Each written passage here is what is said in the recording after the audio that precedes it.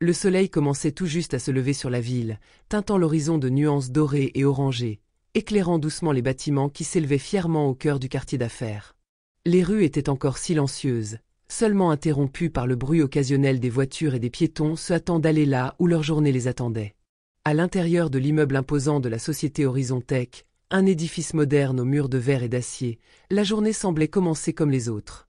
Les employés circulaient dans les couloirs avec cette routine indifférente que seule la promesse de l'achèvement des tâches quotidiennes pouvait offrir.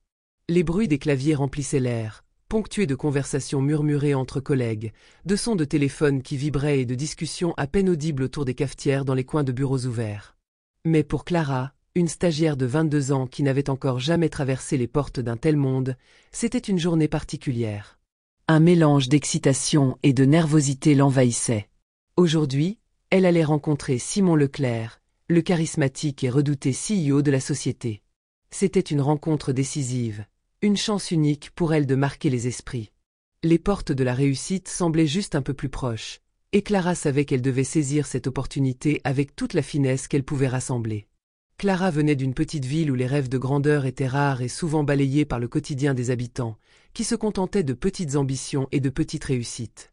Son père, ouvrier dans une usine, et sa mère, bibliothécaire, lui avaient toujours inculqué l'importance de l'éducation et du travail acharné, mais la notion de carrière internationale semblait appartenir à un autre monde. Après plusieurs mois de travail en tant qu'assistante dans une entreprise technologique de taille moyenne, un milieu beaucoup plus modeste comparé à celui d'Horizon Tech, elle avait finalement eu la chance de rejoindre cette entreprise réputée.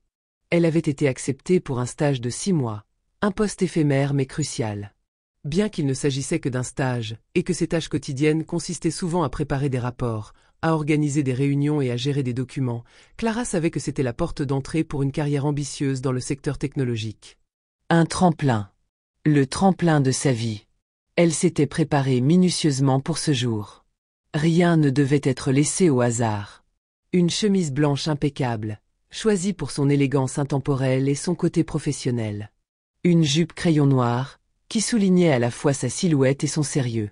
Des chaussures à talons discrets mais affirmés, qui lui permettaient de se tenir droite, confiante, tout en étant capable de marcher avec aisance dans les couloirs glacés de cet immense bâtiment. Ses cheveux, soigneusement attachés en un chignon strict, laissaient paraître une discipline impeccable, un respect des règles tacites de ce milieu d'affaires. Son maquillage, discret mais soigné, était pensé pour ne pas attirer l'attention tout en soulignant ses traits naturels. Elle était prête, et pourtant, une tension palpable la saisissait chaque fois qu'elle y pensait. Tout dans son apparence criait professionnalisme. Cela faisait des mois qu'elle s'était entraînée, à la fois dans la présentation de ses idées et dans sa capacité à s'adapter à ce nouvel environnement. Elle avait répété plusieurs fois ses tâches de la journée dans sa tête. Ce n'était pas la première fois qu'elle rencontrait des figures importantes, mais cette rencontre revêtait une importance particulière. Leclerc n'était pas un homme facile à approcher, et elle en avait entendu parler à plusieurs reprises, en bien comme en mal. Simon Leclerc, un visionnaire reconnu dans l'industrie, était aussi quelqu'un d'imprévisible. Il était célèbre non seulement pour son charisme, mais aussi pour sa réputation d'être difficile, parfois froid, souvent distant. Ses collaborateurs parlaient souvent de lui comme d'un homme qui ne laissait jamais ses émotions l'emporter. Clara savait qu'il ne fallait pas être trop familière avec lui. Il fallait être respectueuse, mais pas soumise. Claire savait qu'il y avait une pression supplémentaire sur ses épaules. Elle n'était pas simplement une stagiaire parmi tant d'autres. Elle était une jeune femme, dans un environnement majoritairement masculin, qui devait prouver sa valeur, sans jamais se laisser écraser par la puissance de la hiérarchie. Ce genre d'opportunité n'arrivait qu'une fois dans une vie, et elle n'avait pas l'intention de la laisser filer sans marquer le coup. C'était sa chance de laisser une première impression marquante. Clara arriva enfin devant le bureau de Simon Leclerc à 9h15, 5 minutes avant l'heure prévue. Elle inspira profondément avant de frapper doucement à la porte, un geste mesuré, à la fois professionnel et respectueux. Elle attendit quelques secondes avant d'entendre la voix grave de Leclerc l'inviter à entrer. Avec une grâce mesurée, Clara tourna la poignée et pénétra dans le bureau, les documents soigneusement rangés dans une pochette en cuir noir qu'elle tenait fermement dans ses mains. Le bureau de Simon Leclerc était une image de luxe et de sobriété. De grandes fenêtres laissaient entrer la lumière du matin, mais l'ambiance était tempérée par des rideaux épais. Un bureau en bois massif dominait la pièce, jonché de papiers et de dossiers bien ordonnés. Les murs étaient décorés de photos de ses voyages d'affaires et de portraits abstraits d'artistes contemporains, témoignant de son goût pour les choses raffinées. Leclerc était assis derrière son bureau, une posture qui dégageait autorité et distance. Un verre à moitié rempli de whisky reposait nonchalamment sur le coin du bureau, le liquide doré scintillant à la lumière. Bonjour, monsieur Leclerc. Voici les rapports demandés par le comité exécutif, dit Clara, sa voix calme mais ferme, maîtrisant parfaitement l'angoisse qui menaçait de surgir.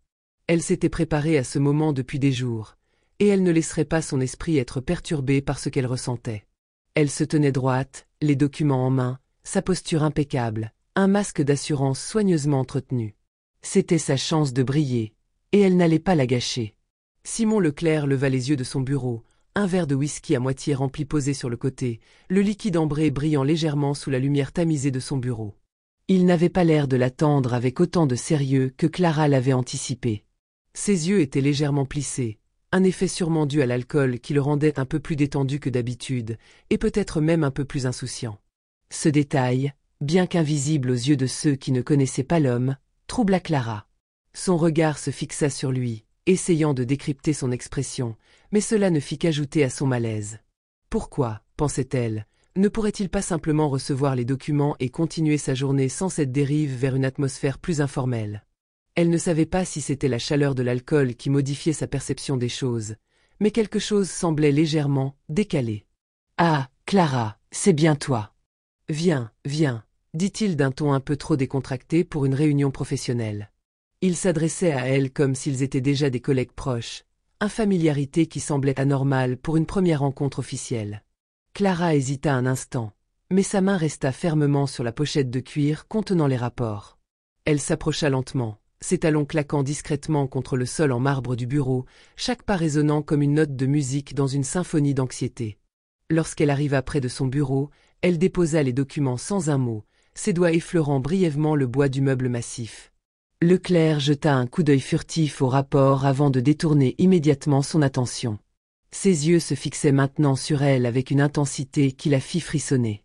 Clara sentit un poids étrange se poser sur ses épaules. Elle n'avait jamais aimé cette sensation d'être observée de façon aussi pénétrante.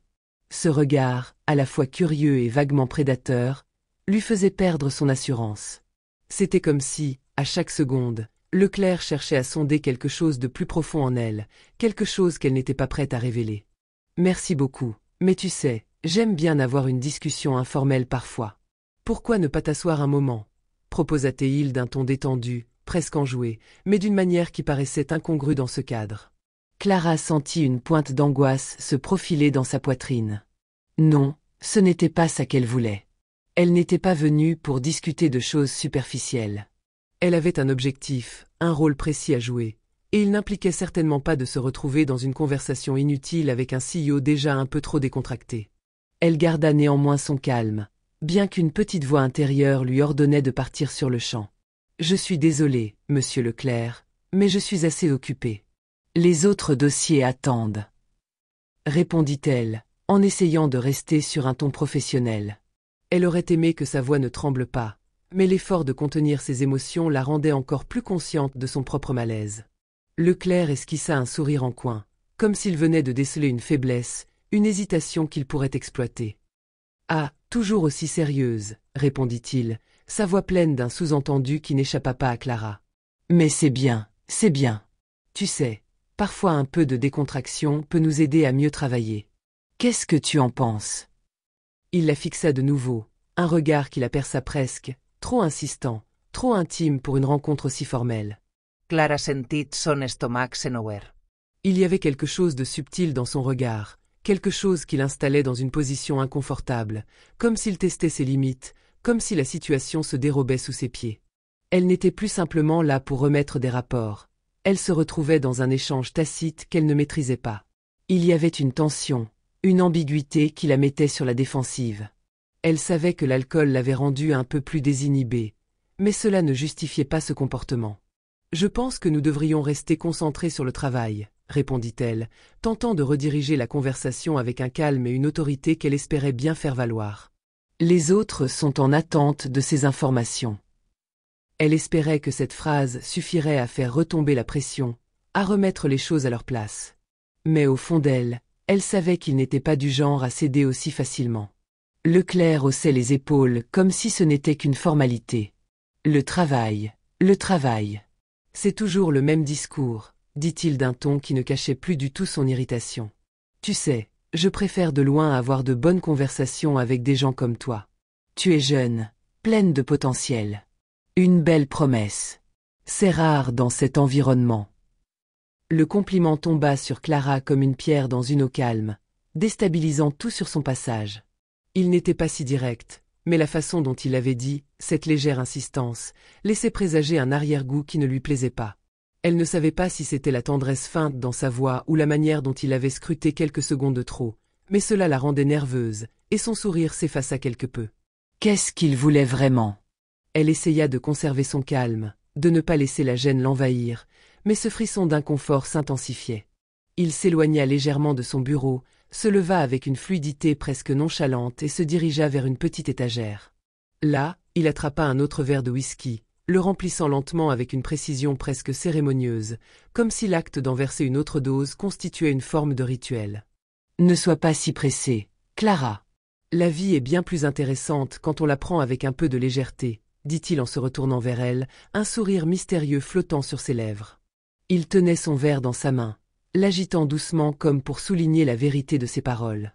Et tout à coup, ce bureau sobre et professionnel lui sembla plus clos, comme un piège délicat où chaque parole échappée semblait une invitation à se perdre.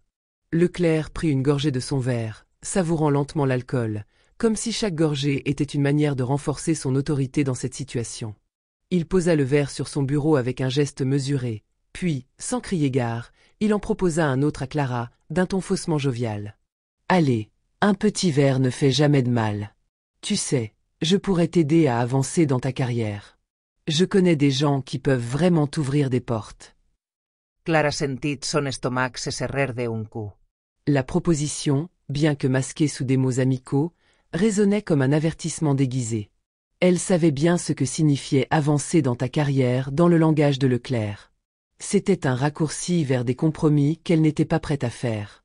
Ses yeux se baissèrent, cherchant un instant à se concentrer sur un point invisible, un refuge où elle pourrait échapper à ce moment de tension. Mais l'air de la pièce semblait se raréfier. Le regard insistant de Leclerc, l'intensité avec laquelle il l'observait, lui donna l'impression d'être une proie dans une situation où elle n'avait plus aucun contrôle. Elle sentit une sueur froide perler sur sa nuque.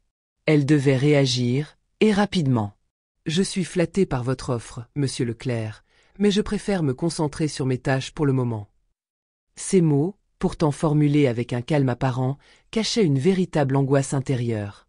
Elle aurait voulu que sa voix ne tremble pas, mais le poids de la proposition, la lourdeur de cette conversation, faisait pression sur elle de toutes parts. Leclerc la fixa un instant, puis un sourire à peine perceptible se dessina sur ses lèvres. Il haussait les épaules d'un air presque désinvolte, mais ses yeux ne lâchaient pas Clara. « Tu es trop sérieuse, Clara. Laisse-toi aller un peu. » Il se leva lentement de son bureau, comme s'il avait pris la décision que ce jeu de pouvoir n'allait pas se jouer uniquement avec des mots. Ses pas étaient mesurés, presque calculés, et le bruit léger de ses chaussures sur le sol marbré résonna comme un avertissement. « Tu vois, le travail c'est important, mais savoir saisir l'opportunité, c'est ce qui fait la différence. » Clara sentit une vague de panique lui monter à la gorge. Elle n'était plus en face du patron respecté et brillant qu'elle avait espéré rencontrer, mais d'un homme qui semblait en train de franchir des frontières qu'il avait l'habitude d'imposer sans effort. Il y avait quelque chose de malsain dans la manière dont il s'approchait d'elle, quelque chose qui effleurait les limites du respect et de la décence professionnelle. Son cœur battait plus fort maintenant, la peur se mêlant à un sentiment d'impuissance. Elle se leva brusquement, son corps réagissant avant même qu'elle n'ait eu le temps de réfléchir. « Je dois y aller maintenant, monsieur Leclerc. Merci pour votre temps. » Les mots étaient sortis plus rapidement qu'elle ne l'avait voulu, mais ils étaient nécessaires. Chaque fibre de son être criait qu'elle devait quitter cette pièce avant que cette rencontre ne prenne un tour plus inquiétant encore. Leclerc ne bougea pas immédiatement. Il la regarda, un éclair de frustration traversant ses yeux. Son regard s'intensifia, perçant presque la peau, comme si une confrontation était inévitable. Il prit un instant pour se redresser, visiblement irrité par son refus, son visage marquant une crispation qui trahissait l'orgueil blessé d'un homme habitué à la soumission des autres. Tu reviendras quand tu seras prête à parler sérieusement, lança-t-il d'un ton plus sec, mais avec cette pointe de mépris qui faisait qu'il ne voyait pas réellement son refus comme une résistance, mais plutôt comme une phase à dépasser. N'oublie pas, Clara, les bonnes choses arrivent quand on sait saisir l'opportunité. Les mots résonnèrent dans l'air, lourds et menaçants. Il y avait une sous-entendue, quelque chose de sinistre dans cette phrase, comme si sa sérieux elle était perçue comme une faiblesse à exploiter. Il n'était pas seulement en train de lui offrir une chance professionnelle. Il semblait lui imposer une manière de réussir, une manière qui passait par lui, par ce qu'il offrait et par ce qu'il attendait en retour. Clara tourna les talons sans répondre, l'air vicié de la pièce lui brûlant presque les poumons. Elle sentit une bouffée de soulagement la traverser lorsqu'elle franchit la porte de son bureau. L'espace entre elle et Leclerc se creusait enfin, mais la peur et le malaise ne l'avaient pas quittée. Elle inspira profondément, essayant de reprendre son calme, mais quelque chose en elle refusait de se détendre. Une sensation persistante de malaise, de trahison invisible, la suivait comme une ombre. Elle savait qu'elle n'avait pas encore vu le pire de ce qu'il représentait. Quelque chose dans son regard, dans cette proposition déguisée en faveur, l'alertait. Elle n'était qu'un pion dans un jeu qu'elle ne comprenait pas entièrement. Elle se hâta dans le couloir, sans vraiment savoir où elle allait. Chaque pas semblait l'éloigner de la pression qu'elle venait de quitter, mais l'idée qu'elle ne pourrait pas fuir l'inconfort aussi facilement persistait dans son esprit. Elle savait qu'elle devrait tôt ou tard faire face à ce qu'il avait laissé sous-entendre. Mais pour l'instant, elle n'avait qu'une seule certitude. Elle devait à tout prix éviter de revenir dans ce bureau, à moins de savoir parfaitement comment jouer selon ses règles. Et ce, même si, au fond, elle savait qu'en quittant cet endroit, une partie d'elle aussi le faisait. Le lendemain matin, Clara se rendit à son poste, le sentiment d'inconfort toujours aussi présent, comme une nuée persistante qui refusait de se dissiper. Chaque mouvement, chaque regard échangé dans les couloirs de l'entreprise semblait teinté de ce malaise qu'elle ne pouvait effacer. La scène avec Leclerc, la veille, la hantait encore. Elle n'arrivait pas à l'analyser rationnellement. Était-ce le produit de l'incompétence due à l'alcool, ou bien une tentative délibérée de manipuler la situation à son avantage? Ses pensées tournaient en boucle, comme un puzzle dont les pièces ne s'emboîtaient jamais parfaitement. Elle repensa au regard insistant, à la façon dont il l'avait observé, la distance entre ses mots et ses actions, ses propositions déguisées en opportunités professionnelles. Clara savait qu'il avait joué avec les limites du respect et de la décence, mais elle n'arrivait pas à répondre à cette question essentielle. Qu'était-il prêt à faire pour obtenir ce qu'il voulait? En se rendant à son bureau, elle sentit un pincement dans sa poitrine, la peur d'une remise en question de sa place dans l'entreprise. Elle n'était encore qu'une stagiaire, une petite pièce dans l'engrenage d'une machine bien plus grande qu'elle, un rouage que l'on pouvait facilement éjecter si l'on n'était pas prudent. Elle se tenait là, au bord de la rupture. Elle ne pouvait pas se permettre de perdre son stage, de voir son avenir se briser à cause de ses principes. Mais à quel prix? Jusqu'où un homme comme Leclerc pouvait-il aller avant que ses actions deviennent vraiment inacceptables? Elle n'avait pas de réponse claire, seulement un tourbillon de doutes qui l'empêchait de se concentrer sur ses tâches. Pourtant, au fond, elle savait qu'elle n'avait plus le choix. Quelque chose devait changer. Les jours qui suivirent, la situation ne fit qu'empirer. Chaque rencontre avec Leclerc devenait plus étrange, plus ambiguë. Il la fixait désormais avec un regard plus perçant, presque prédateur. Ses insinuations se faisaient de plus en plus nombreuses, et son comportement se déployait comme une toile d'araignée invisible autour d'elle.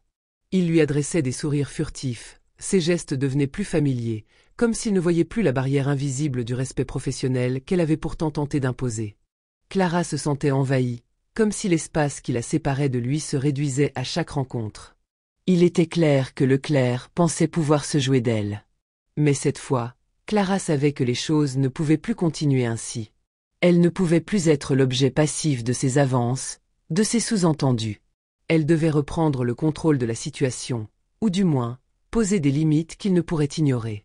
Un matin, alors qu'il s'approchait de nouveau d'elle avec son verre de whisky, comme une invitation à une conversation qui n'avait rien de professionnel, Clara sentit une détermination se soulever en elle.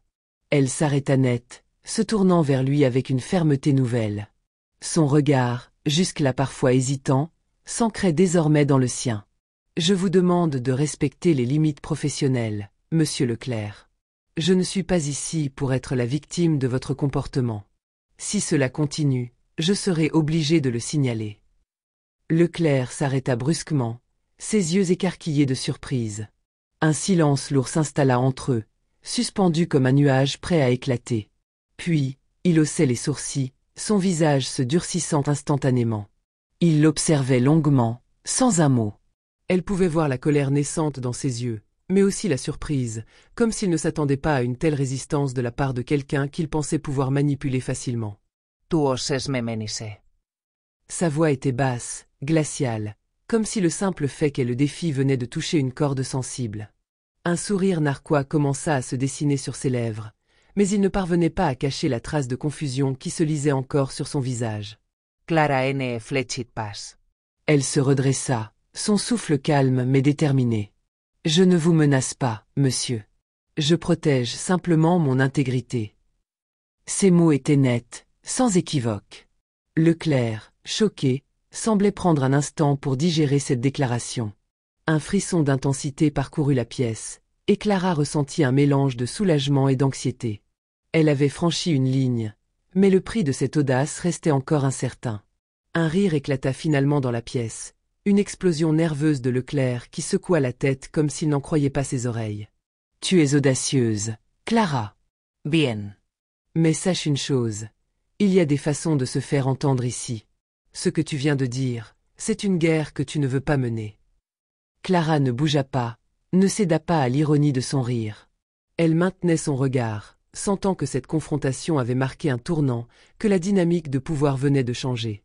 Leclerc, même s'il avait tenté de la déstabiliser, n'avait pas réussi à faire vaciller ses principes. Elle avait posé des limites claires, et maintenant, il devait les respecter. « Je ne cherche pas la guerre, monsieur Leclerc, répondit-elle, sans se départir de son calme.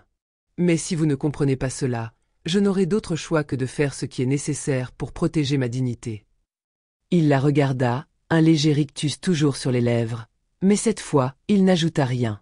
Clara se tourna et s'éloigna lentement, sentant la tension se relâcher à chaque pas. Mais dans le fond de son esprit, elle savait que la route qui s'offrait à elle serait semée d'embûches. Elle n'avait fait qu'un premier pas, mais c'était un pas crucial. Leclerc n'allait pas la laisser tranquille si facilement. Cependant, une chose était certaine désormais, elle ne se laisserait pas manipuler. Si la société Horizontech voulait véritablement la voir grandir, elle devait défendre sa dignité. Et si cela devait entraîner des conséquences, alors tant pis. Elle n'avait plus rien à perdre. Sa décision était prise, son chemin tracé. Plus rien ne pourrait l'arrêter dans sa quête de respect. Elle espérait simplement qu'elle serait capable de tenir face à ce qu'il pourrait tenter de lui faire.